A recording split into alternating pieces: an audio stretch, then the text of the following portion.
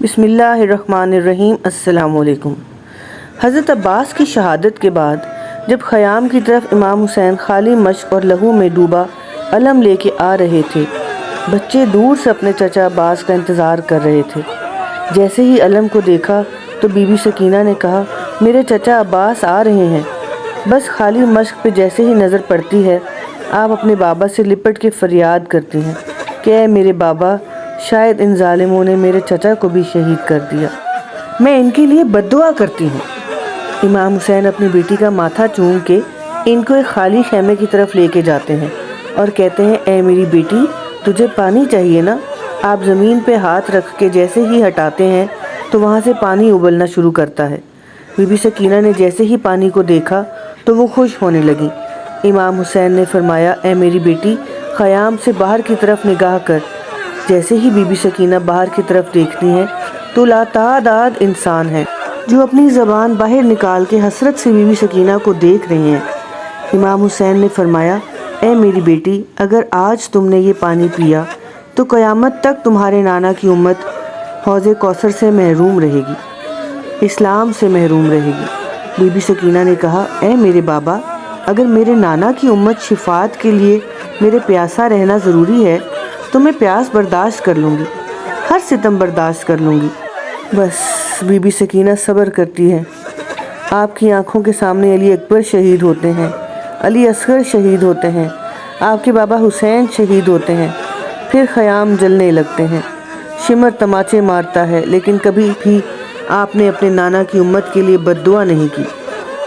بس 11 محرم کے دن جب بیویوں کو قید کر کے شام و کوفہ کی طرف لے جایا گیا تو رستے میں بی بی سکینہ کی یہی کوشش تھی کہ آپ کے بھائی سجاد جو زنجیروں میں جکڑے ہوئے ہیں، دھوپ کی وجہ سے ان کی زنجیریں گرم ہو جاتی ہیں، آپ بار بار سپاہیوں سے کہتی کہ مجھے تھوڑا پانی دے دو تاکہ میں اپنے بھائی سجاد کی زنجیروں پہ بہا دوں کہ وہ کچھ دیر کے لیے ٹھنڈی ہو جائیں۔ بی بی سکینہ ننگے پاؤں تمام بیویوں کے ساتھ رسیوں میں قید ہو کے لوگوں کے پتھر کھا کے شام کے دربار میں پہنچتی ہیں۔ یزید کی جیسے ہی بی بی سکینہ پر نظر پڑی تو وہ کہتا ہے، یہ چھوٹی بچی حسین کی وہی بیٹی ہے جس کو حسین سینے پہ سلایا کرتے تھے؟ سپاہی کہتے ہیں، ہاں۔ تو یزید حکم دیتا ہے کہ اس بچی کو تمام بیویوں کے ساتھ قید میں نہ رکھو، بلکہ ایک ایسے اندھیرے زندان میں رکھو تاکہ یہ اپنے بابا کو یاد کر کے تڑپتی رہے۔ بس تمام بیویوں کو الگ قید کیا جاتا ہے اور بی بی سکینہ کو ایک ایسے زندان میں قید کیا جاتا ہے جہاں اندھیرے کے سوا کچھ نہیں ہوتا۔ بس وہ 4 سالہ بیوی بار بار اپنے بابا کو یاد کر کے روتی ہیں۔ کچھ ہی دن گزرے، اس چھوٹی بچی کی رونے کی آواز محل میں اس طرح سے گونجتی کہ یزید کو نیند نہ آتی۔ تو یزید یہ کہتا کہ امام حسین کا کٹا ہوا سر اس بچی کے پاس پہنچا دو، جب یہ کٹا ہوا سر دیکھے گی تو خود چپ کر جائے گی۔ بس امام حسین کا سر جیسے ہی بی بی سکینہ کے پاس زندان میں پہنچتا ہے، آپ اپنے بابا کے سر کو دیکھ کے اس سے لپٹ جاتی ہیں اور زاروں قطار رو کے کہتی ہیں، اے میرے بابا، میں قدم قدم پہ سختیاں سہتی رہی، پتھر کھاتی رہی، لیکن کبھی بھی میں نے اپنے نانا کی امت کے لیے بد دعا نہیں کی۔ امام حسین کی آنکھیں کھلتی ہیں اور آپ فرماتے ہیں، اے میری بیٹی سکینہ، اب سو جاؤ، میں تمہیں اپنے ساتھ لینے آیا ہوں۔